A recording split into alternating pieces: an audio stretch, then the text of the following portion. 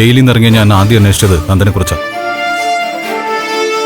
നന്ദൻ നേരത്തെ പറഞ്ഞ പോലെ ഞാൻ കാരണം അനുഭവിച്ചതെല്ലാം നന്ദനാ. സത്യം അത്. പക്ഷെ നന്ദന്റെ ഇപ്പോഴത്തെ അവസ്ഥ അറിഞ്ഞിട്ട് സത്യം പറഞ്ഞ വിഷമം തോന്നി. ആദ്യം നന്ദനെ സേഫാക്കുക, ബാക്കിയൊക്കെ പിന്നീട് ഞാൻ ഉറപ്പിച്ചു.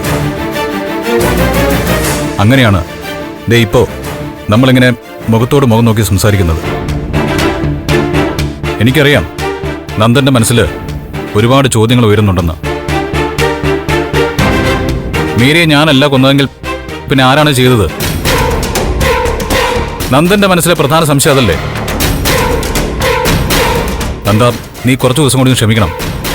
അതിനുള്ളിൽ എല്ലാത്തിനുമുള്ള കൃത്യമായ ഉത്തരം കിട്ടും. പരോള് കഴിഞ്ഞ് തിരിച്ചു പോകുന്നതിന് മുമ്പ് പല കാര്യങ്ങളും എനിക്ക് പൂർത്തിയാക്കാനുണ്ട്. ഞാൻ പറയുന്നത് നന്ദന് വിശ്വാസമാവുന്നുണ്ടോ?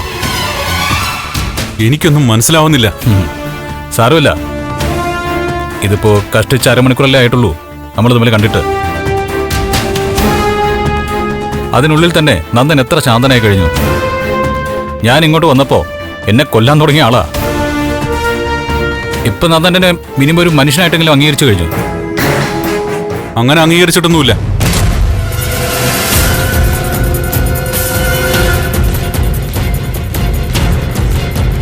തെളിവുകളൊക്കെ അന്ന് നിനക്കെതിരായിരുന്നു. പോലീസിനോട് അന്ന് നീ എല്ലാം സമ്മതിച്ചതല്ലേ? തെളിവുകളൊക്കെ എല്ലാവരും കൂടെ ഉണ്ടാക്കുന്നതല്ലേ? മീര കേസിൽ ദേവിക്കെതിരെയും തെളിവുകളുണ്ടായിരുന്നല്ലോ. അതും ലോകം വിശ്വസിച്ചല്ലേ?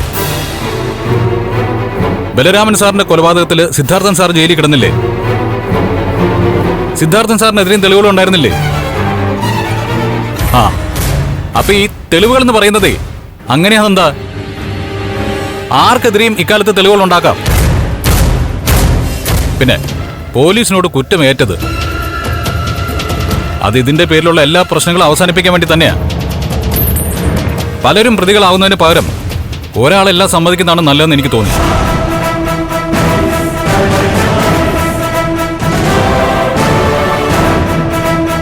ജീവിക്കണമെന്ന് ആഗ്രഹിച്ചിട്ടും അത് കിട്ടാതെ പോയവനാണ് ഞാൻ. അതുകൊണ്ട് തന്നെ നന്ദന്റെ ഇപ്പോഴത്തെ പ്രശ്നങ്ങൾ എന്നെയും വേദനിപ്പിച്ചു.